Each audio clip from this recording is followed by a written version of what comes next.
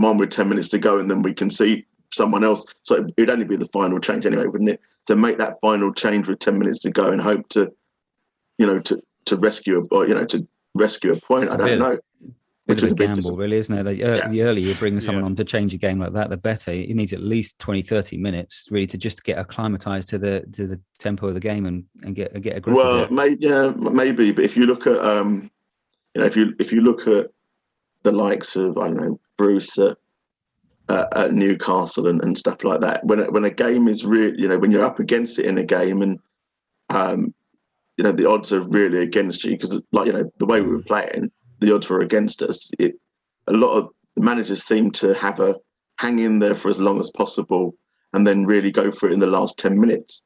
I think the other issue we had, of course, was that we had to substitute quite early for Dyer going off. Mm. Then with the going down to 10 men, we had to substitute there. Yeah. So okay, you got chance of other substitutions, but the problem is, that just changes the whole game plan, doesn't it? I would have thought that he was holding out for 0-0. That was the possibly get a point away. That would have been good. I suppose my point on Tanguy is that I get what you're saying, Steve. Leave it, to keep it tight. But if Tanguy hasn't played a minute for us at all in anything, so I'm not saying I agree with it. I'm not saying I wanted it on. I wanted him on a lot earlier, and I potentially I probably would have wanted Hill on rather than Tanguy. But I'm not saying I'm agreeing with it. I just think that seems to be the way managers think in terms of, right. We're down to 10 men. It's not like if you watch some games like, I don't know, Liverpool or United or whoever. There's times, or even City, certainly City.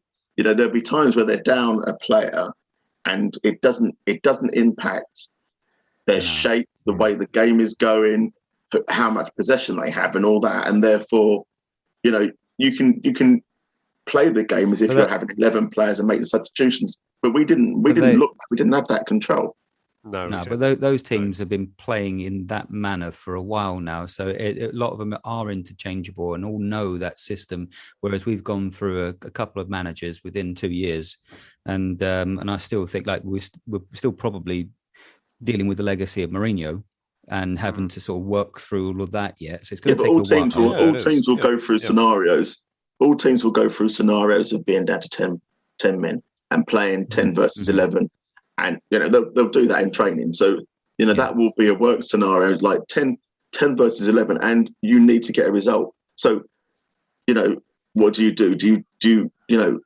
It's going to be the scenario will be, do we sit and contain for as long as possible, or, we feel that we've got the quality to dominate possession, go and try and dominate again. And we weren't aggressive. And you're right. Like Liverpool and that and Man City, they're in a style and a system, so they're used to it. But I think it's also a mindset that that has to come from either the players or the managers that says, well, actually, 10 or 11, we still want to go and win the game, and that we didn't show that. I mean, we didn't show it with 11 at one point, so we weren't going to show it with 10, were we? So yeah, exactly. I think Mora was the only one that looked like getting forward. But and there's a lot. There's a lot to unpick, and there's a lot to change yet. And I think it will take a couple of windows, and we just got to get used to that. There's going to be ebbs and flows, but that's easier said than done. Because if you look at the meltdown on Twitter over the weekend, Nuno's getting zero leeway. I mean, already he's Jose Mark II, and just ridiculous. It's ridiculous. Don't people realise that almost every game that we played at Selhurst Park in the last few years, it's been difficult? Yeah, even with one of our strongest sides there. So to go there and think we're going to go and hammer Crystal Palace because they're supposedly shittier than us is just wishful thinking, really. It's a very hard place to go. Some of it, I suppose, could be because he sort of made a rod for his own back at the beginning when he came in and said, this is our DNA. To dare is to do. I love this phrase. I mean, one, of course, is going to say that, and we hope he believes that, but the play hasn't really matched up to that. And then you've got it's the snake over in Roma, who's now top of the league over there, 4 wins out of 4. Yeah. And some people are looking at that and going, "Oh, what but we were top of the league last week. You know, I mean, yeah, exactly. I know exactly. This is the problem. And with 4 games, 9 points. We're 5th, aren't we? We were top of the league, and no one was complaining. And then when we lose, then it's everything. All of a sudden, it all goes like Levy out. Nuno shit. Like and it's like, well, it's one game. It's one game. There's a lot of bedwetting that goes on. Yeah, and I get it, right? The creativity the wasn't there. Yeah. Sorry, Steve. The creativity wasn't there. It was an awful game. There's not much to like about it. I get that, right? But there are lots of mitigating reasons, and there's no need to press the panic button, because there's a lot to come in and change and do yet. And we're still 4 games and we've got 9 points. Okay, we haven't played brilliantly in all of those, but we are on a journey. Yeah, but looking at it from the other side, and not saying that I agree with the other side, but if we want to achieve something, if we really want to achieve something this season, then we need. You say there's mitigating circumstances, but we need to mitigate against those circumstances and do our best, to compensate for that. We need to be better and try harder, to go and get these results and make ourselves harder to beat, because ultimately, as you said, like once Dyer went off, like our mentality changed, our heads went down. And when we were a goal down, you think, right, well, we need to fight to get that goal back, but we didn't show any of that fight, and that's what we need. That was probably the most worrying thing of the afternoon for me, was when that happened. It was so obvious that affected the rest of the team, and as you were saying, where is the leadership? And I know it's a cliche, but where is the leadership out on the grass when these things happen? Because you need someone to pull it together, someone to get the ball and just start controlling the game. And you feel that players like Højbjerg should be doing that. But I'm not trying to make excuses here, because I completely agree with you, Steve, actually. But one of the things that maybe it highlights for me is that we still don't yet have enough strength in depth. I mean, we've got a fairly decent squad, but lose 3 or 4 players, and we really are getting to the second echelon of our team, which just isn't quite good enough.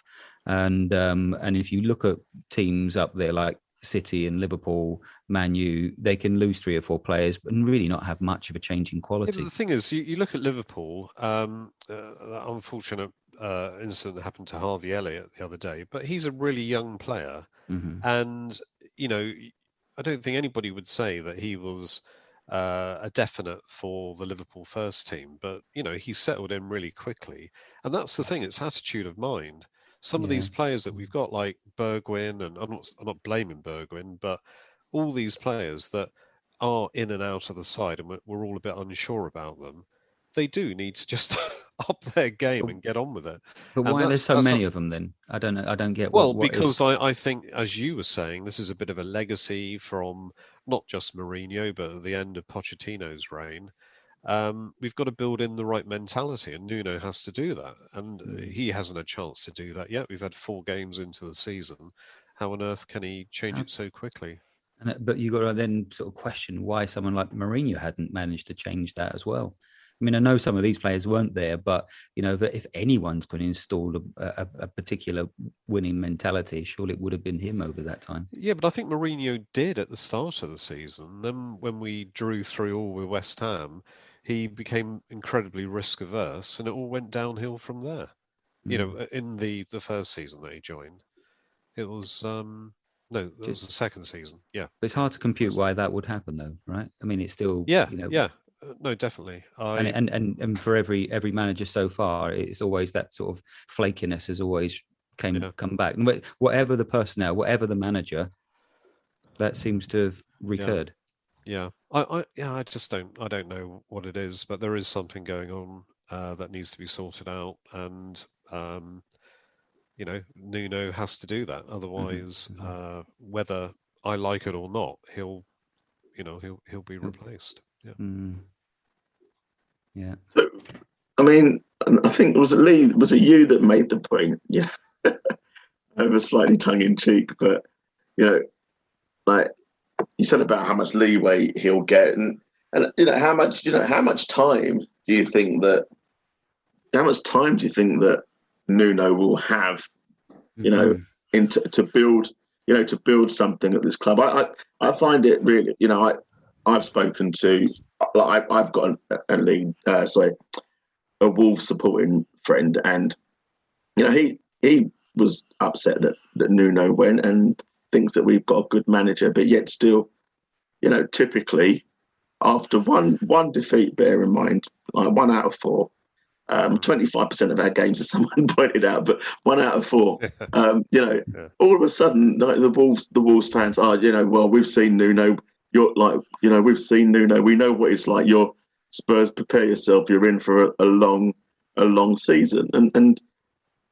But that's this not is all like these Wolves are like fans, the is sorry. it? Well, no, but it's not, though, because this wasn't like, this is. It felt like this guy that said it. That was certainly, I only saw one tweet, but this guy that said it feels like the Enoch out element of Spurs, because he's saying that, and then fortunately you had other people that were coming back and saying, well, actually, we had three very, very good years under Nuno before that, and then they just didn't replace, make the changes and replace the players that need to support. So he'll get as long as the results dictate. That is it. He's on a 2-year contract. If results aren't looking good by the time the end of this season comes up, I wouldn't put it past Levy to pull the trigger on him before the end of the season. I hope that doesn't happen. I hope he's given time and given the players that he needs to change things. That would be brilliant. But equally, on a 2-year contract, I could see, if it doesn't work, it seems to me, and I hope I'm wrong. I mean, there's 2 ways of looking at it. Either the 2-year contract is to kind of put the flame under him to say, look, you've got to fight for your 3rd year, and this is a good thing for us, or that they not fully believe in that he is the right man. And if that is the case, then they're saying, look, okay, if after 1 year it hasn't worked out, then it's not going to cost us much to move on. So but literally it's the same for every manager. I mean, look at Mourinho, one of the most successful managers in the world. 18 months, that's all he got. I'm just wondering if that will be done, and about will that be as a result of there's 2 things to consider there. Will that be as a result of the fans' mood music? As we've said already, he's having no leeway by the fans. So, as soon as it'll be everything, I think, Steve. And the other thing I'm wondering is Levy trying to adopt a Abramovich style chairmanship model, where, because Abramovich only has managers there for 2 seasons virtually anyway, but he spends like 300 we're million. Not Chelsea.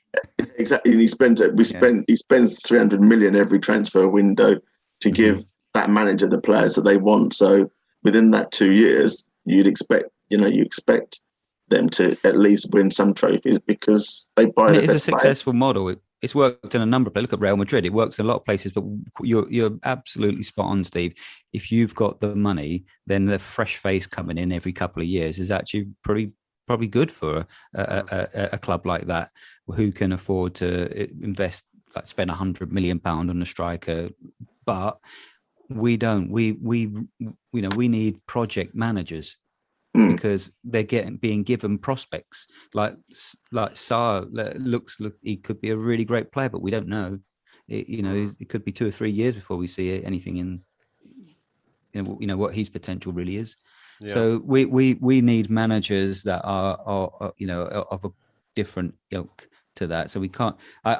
Whilst that is feasible, Steve, I don't know if that's really probably the model that he wants.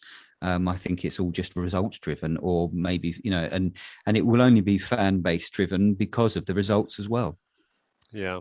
Yeah, they do work together. I think the bottom line is that